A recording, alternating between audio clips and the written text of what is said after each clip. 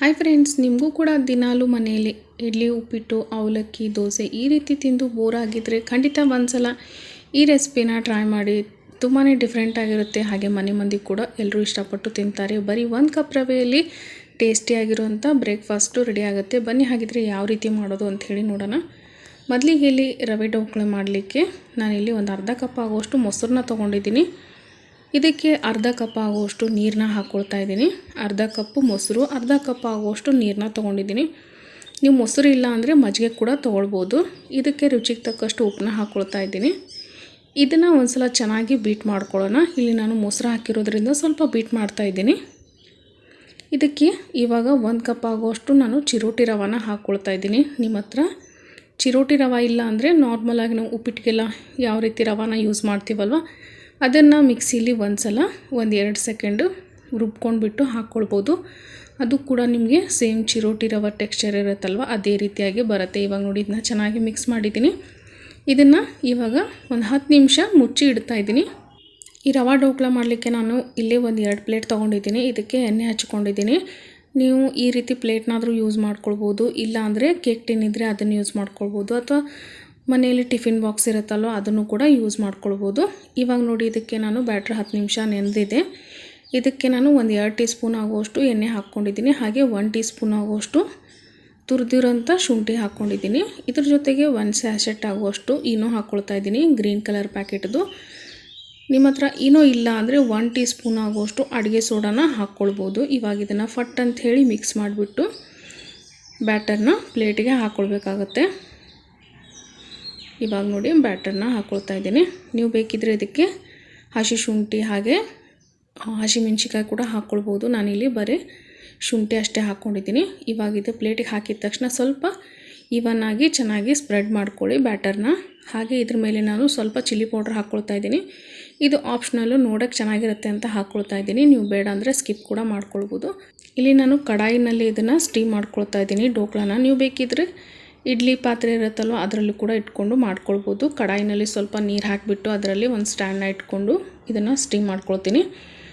ಇದನ್ನು 10ರಿಂದ 15 ನಿಮಿಷ ಸ್ಟೀಮ್ ಮಾಡಿದರೆ ಸಾಕು, ರವಾ ಡೋಕ್ಲಾ ರೆಡಿ ಆಗುತ್ತೆ. ಈ ಡೋಕ್ಲಾ ರೆಡಿ ಆಗುವಷ್ಟರಲ್ಲಿ ಈ ಡೋಕ್ಲಾ ಬೇಕಾಗುವಂಥ ಒಂದು ಚಟ್ನಿನ ಪ್ರಿಪೇರ್ ಮಾಡ್ಕೊಳ್ಬೇಕಾಗತ್ತೆ. ಇಲ್ಲಿ ನಾನು ಬ್ಯಾಡಗಿ ಮೆಣಸನ್ನ ಬಿಸಿನೀರಿನಲ್ಲಿ ನೆನೆ ಇಟ್ಕೊಂಡಿದ್ದೆ. ಒಂದು 6ರಿಂದ 7 ಬ್ಯಾಡಗಿ ಮೆಣಸನ್ನ ತೊಗೊಂಡಿದ್ದೆ. ಇದು ಚೆನ್ನಾಗಿ ನೆಂದಿದೆ. ಇದನ್ನು ಇವಾಗ ನೀರನ್ನ ತೆಗೆದುಬಿಟ್ಟು ಮಿಕ್ಸಿ ಜಾರಲ್ಲಿ ಮೆಣಸಿಕಾಯಿನ ಹಾಕ್ಕೊಂಡಿದ್ದೀನಿ. ಹಾಗೆ ಇದಕ್ಕೆ ಒಂದು ಅರ್ಧ ಕಪ್ ಆಗುವಷ್ಟು ಶೇಂಗಾ ಅಂದರೆ ಕಡಲೆ ಬೀಜನ ಹುರ್ಕೊಂಡ್ಬಿಟ್ಟು ಹಾಕ್ಕೊಳ್ತಾ ಇದ್ದೀನಿ. ನಾನು ಸಿಪ್ಪೆ ಸಮೇತ ಹಾಕ್ತಾಯಿದ್ದೀನಿ. ಹಾಗೆ ಒಂದು 7ರಿಂದ 8 ಬೆಳ್ಳುಳ್ಳಿ ಹೆಸಳು. ಹಾಗೆ ಇದಕ್ಕೆ ಮೊಸರನ್ನ ಹಾಕ್ಕೊಳ್ತಾ ಇದ್ದೀನಿ, ಒಂದು 4 ಟೇಬಲ್ ಸ್ಪೂನ್ ಆಗುವಷ್ಟು.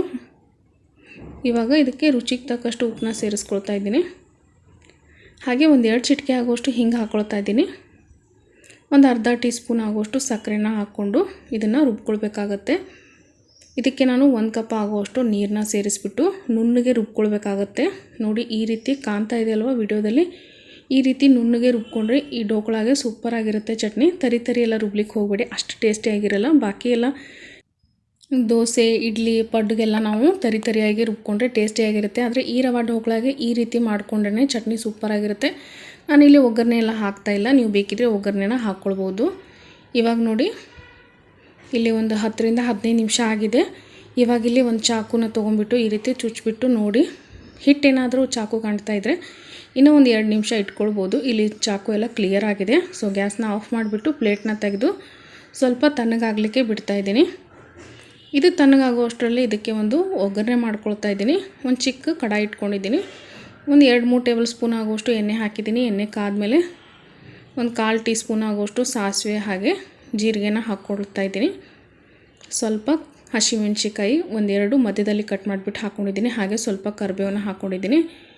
ಇವಾಗ ಇದು ಒಗ್ಗರಣೆ ರೆಡಿಯಾಗಿದೆ. ಗ್ಯಾಸ್ ಫ್ಲೇಮ್ನ ಆಫ್ ಮಾಡಿಬಿಟ್ಟು ಈ ಡೋಕ್ಲಾಗೆ ಹಾಕ್ಕೊಳ್ತಾ ಇದ್ದೀನಿ. ಈ ರೀತಿ ಒಗ್ಗರಣೆ ನಾನು ಚಟ್ನಿಗೆ ಹಾಕೋ ಬದಲಾಗಿ ಈ ಡೋಕ್ಲಾಗೆ ಹಾಕಿದ್ದೀನಿ. ತುಂಬಾ ಟೇಸ್ಟಿಯಾಗಿರುತ್ತೆ. ಹಾಗೆ ಮನೆಯಲ್ಲಿ ಹೊಸದಾಗಿ ಏನಾದರೂ ಮಾಡಿಕೊಟ್ಟಾಗ ಮನೆ ಮಂದಿ ಎಲ್ಲ ತುಂಬಾ ಖುಷಿ ಪಡ್ತಾರೆ.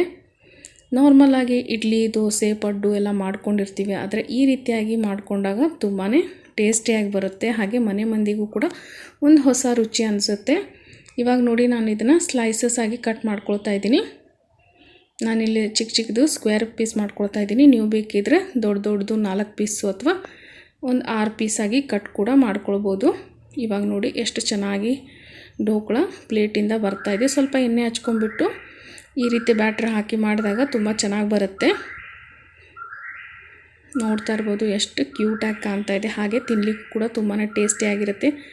ಪ್ಲೀಸ್ ಫ್ರೆಂಡ್ಸ್, ಯಾರೆಲ್ಲ ಹೊಸದಾಗಿ ಚಾನಲ್ನ ನೋಡ್ತಾ ಇದ್ದೀರಾ ದಯವಿಟ್ಟು ಚಾನಲ್ನ ಸಬ್ಸ್ಕ್ರೈಬ್ ಮಾಡ್ಕೊಂಡು ನೋಡಿ. ವಿಡಿಯೋ ಇಷ್ಟ ಆದರೆ ಒಂದು ಲೈಕ್ ಕೊಟ್ಟು ಹೆಚ್ಚಿನ ಸಪೋರ್ಟ್ ಮಾಡಿ ಅಂತ ಕೇಳ್ಕೊತೀನಿ.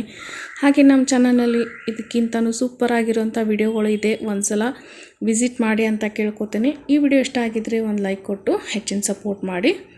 ಇದಕ್ಕೆ ಇವಾಗ ಕಟ್ ಮಾಡಿದ ಮೇಲೆ ಸ್ವಲ್ಪ ಗಾರ್ನಿಷಿಂಗ್ಗೆ ಕೊತ್ತಂಬರಿ ಹಾಕ್ಕೊಳ್ತಾ ಇದ್ದೀನಿ. ನೀವು ಕೂಡ ಈ ವಿಡಿಯೋನ ತಪ್ಪದೆ ಎಂಜಾಯ್ ಮಾಡಿ ಅಂತ ಕೇಳ್ಕೊತೀನಿ. ಮತ್ತೆ ಸಿಗ್ತೀನಿ ನೆಕ್ಸ್ಟ್ ವಿಡಿಯೋನಲ್ಲಿ. ಅಲ್ಲಿವರೆಗೆಲ್ಲರಿಗೂ thank you so much for watching.